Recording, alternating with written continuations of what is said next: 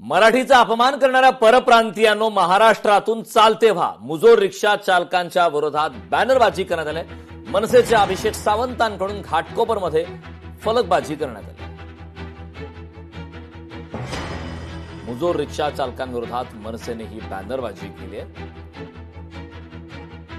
मराठीचा अपमान करणाऱ्या परप्रांतीयांनो महाराष्ट्रातून चालते व्हा अशा प्रकारचे आता ही बॅनर्स लावण्यात आलेत. मनसेच्या अभिषेक सावंत यांच्याकडून घाटकोपरमध्ये ही फलकबाजी करण्यात आली. मागच्या काही दिवसांपासून या संदर्भात ज्या काही घडामोडी आपण पाहतो, रिक्षा चालकांच्या विरोधात आरोप प्रत्यारोप होत आहेत, आवाज उठवला जात आहे. मुजोर रिक्षा चालकांसंदर्भात ज्या काही घडामोडी आपण पाहतोय, मराठीचा अपमान करणाऱ्या आता परप्रांतीयांना चालते व्हा असं थेट आव्हान देणारं बॅनर लावण्यात आलेलं आहे. मनसेच्या माध्यमातून ही भूमिका घेण्यात आली. बॅनरबाजीच्या माध्यमातून मुजोर रिक्षा चालकांविरोधात आता इशारा देण्यात आला.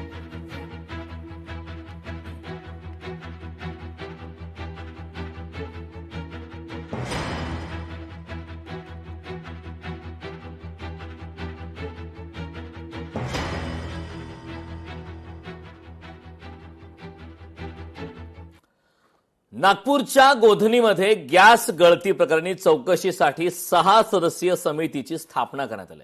जिल्हाधिकारी कुमार विश्वास यांनी जलशुद्धीकरण प्रकल्पाची पाहणी केली. त्यानंतर या गॅस गळती घटनेची चौकशी करण्यासाठी 6 सदस्यीय समिती स्थापन करण्याची घोषणा केली. या समितीत प्रदूषण नियंत्रण महामंडळ, महापालिका, ग्रामीण प्रशासकीय अधिकारी, अग्निशामक, एनडीआरएफ आणि औद्योगिक सुरक्षा विभागाचे अधिकारी सुद्धा असतील. नागपूर जिल्ह्यातील इतरही जलशुद्धीकरण प्रकल्पाची सुरक्षा पाहणीचे निर्देश जिल्हाधिकारी कुमार आशीर्वाद यांनी दिले आहेत.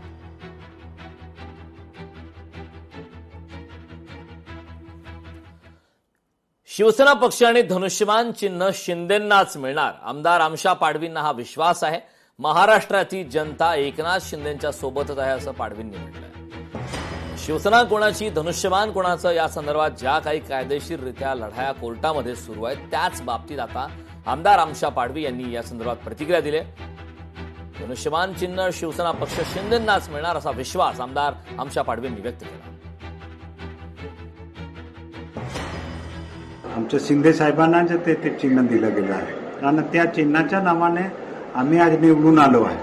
कारण नगरपालिकामध्ये आम्ही विधानसभात मी सुद्धा निवडून आलो आहे शिवसेना म्हणून. पब्लिक किंवा जे जनता आहे महाराष्ट्राची ते शिंदे साहेबांच्या बाजूने आहे आणि आम्हाला पूर्ण आत्मविश्वास आहे. ते काही बोलले तरी निर्णय आमच्या शिंदे साहेबांकडून शिवसेनाच्या चिन्हाच्या बारामध्ये आहे. ते धनुष्यबाण हे शिंदे साहेबांकडे भेटेल. फडणवीसांनी 2029 पूर्वी पंतप्रधान व्हावे. काँग्रेस नेते विजय वडट्टीवार यांनी हे वक्तव्य केलंय. नंतर त्यांना संधी नाही, पंतप्रधान मराठी माणूस व्हावा असं विजय वडट्टीवार यांनी म्हटलं.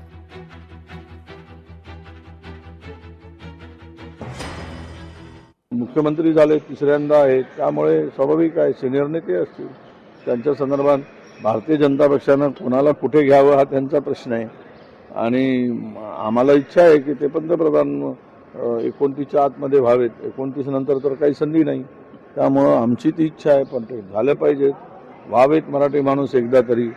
पण ते काय थांबवतील, एवढ्यावरतीच त्यांना मर्यादित ठेवतील, याच्या पुढे नेतील, ते आता पुढे आम्ही आपल्या सगळ्यांना बघायला मिळणारच आहे. लोकशाही मराठी ऐका, पहा, जागरूक रहा.